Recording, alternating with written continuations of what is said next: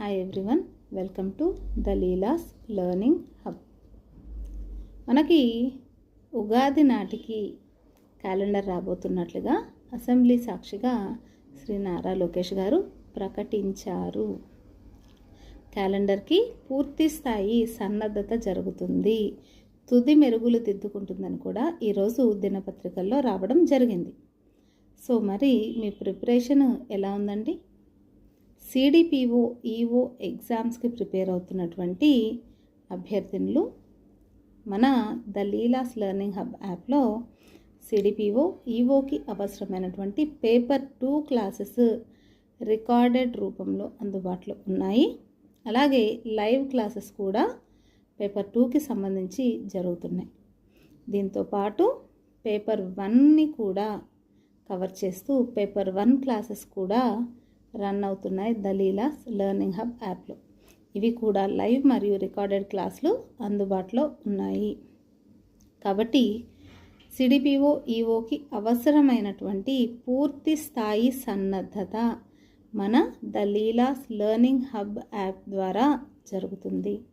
So ఎవరైతే అవకాశం కోసం ఎదురు చూస్తున్నారో, మంచి నాణ్యమైనటువంటి కంటెంట్, అలాగే ఉన్నతమైనటువంటి faculty, well qualified faculty the Leela's learning హబ్లో అందుబాటులో ఉన్నారు. మీరు అవకాశాన్ని వినియోగించుకోండి, తద్వారా సెక్యూర్ యువర్ ఫ్యూచర్. ఓకే, ఎందుకంటే పేపర్ 2తో పాటు పేపర్ 1ని కూడా మనం స్కోర్ చేయగలిగితేనే మనకి జాబ్ అనేది వచ్చే అవకాశం ఉందండి.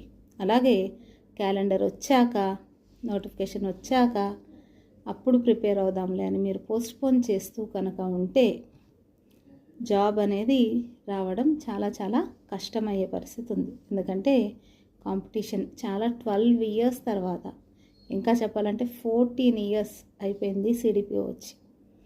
ఈఓ జాబ్స్ కూడా 2018 తర్వాత ఈఓ రెగ్యులర్ నోటిఫికేషన్ అనేది లేదండి. సప్లిమెంటరీ నోటిఫికేషన్ వచ్చింది, కానీ జస్ట్ 20+ పోస్టులకు మాత్రమే రావడం వల్ల అది ఎవరికి సరిపోయే నోటిఫికేషన్ కాదు. కాబట్టి కాంపిటీషన్ అనేది హెవీగా ఉంది.